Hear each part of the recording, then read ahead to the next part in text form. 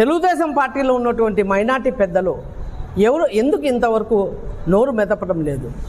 అనంతపురంలో మాత్రమే కాదు, రాష్ట్ర వ్యాప్తంగా, దేశవ్యాప్తంగా వక్ఫ్ బోర్డు బిల్లుకు వ్యతిరేకంగా సామాన్య ముస్లింలు రాజకీయ పార్టీలకు అతీతంగా, రాజకీయాలకు సంబంధం లేని వారు, జమాయతే ఉలమా హింద్ అయితేమి, all India Muslim personal law board అయితేమి, జమాయతే ఇస్లామీ అయితేమి, ప్రతి ఒక్కళ్ళు రోడ్ల మీద స్వచ్ఛందంగా ఎప్పుడూ లేని విధంగా మీరు గమనించి ఉంటారు. మొన్న ఆదివారం జరిగిన ర్యాలీలో అనంతపురంలో వేలాదిగా వచ్చారు.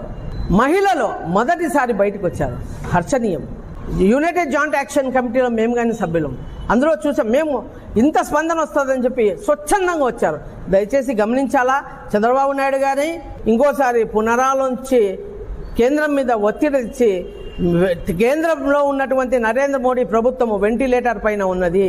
చంద్రబాబు నాయుడు గారి మీద నితీష్ కుమార్ గారి వాళ్ళ సపోర్ట్ తోటి నడుస్తుంది. దయచేసి ఇంకో చోటు ఒత్తిడి తెచ్చి వక్ఫ్ అమెండ్మెంట్ యాక్ట్ బిల్లు పాస్ అయ్యిందో, యాక్ట్ రూపం దాల్చిందో, దీన్ని ఇంకోసారి మీ హయాంలోనే ఇంకోసారి అమెండ్మెంట్ తీసుకొని వచ్చి ఈ బిల్లును వాపస్ తీసుకోవాలని చెప్పి ఈ వేదిక ద్వారా మిమ్మల్ని ప్రశ్నిస్తూ, అదేవిధంగా ఆఖరిగా చంద్రబాబు నాయుడు గారు, మీరు చరిత్రహీనులుగా మిగిలిపోబోతున్నారు.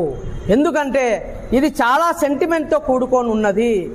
దేశంలో ఆంధ్రప్రదేశ్లో మీ దిష్టి బొమ్మలు అవి ఇవి కాల్చలేదేమో కానీ, మీరు యూపీలో కానీ, బీహార్లో కానీ, రాజస్థాన్ ఎక్కడన్నా చూడండి, నితీష్ కుమార్ గారితో పాటు మీ ఫోటోలు కానీ కాలుస్తున్నారు. దయచేసి గమనించండి. భవిష్యత్తు చాలా ఆందోళనకరంగా ఉంటుంది. దయచేసి మా సెంటిమెంట్స్తో ఆడుకోవద్దండి. ఇంకో విధంగా ఆఖరిగా మా మిత్రులు చాలామంది మీడియాలో మాట్లాడుతున్నారు, మాకు ఏదైతే టీటీడీలో చైర్మన్ ఇస్తారా, ఇంకో దాంట్లో మాకు ఏమీ అవసరం లేదు. మీరు మా మత స్వేచ్ఛ మాకు ఇచ్చేసి మీ దాంట్లోనూ మేము తలదూర్చాం. మా సెంటిమెంట్స్ మీరు కాపాడండి.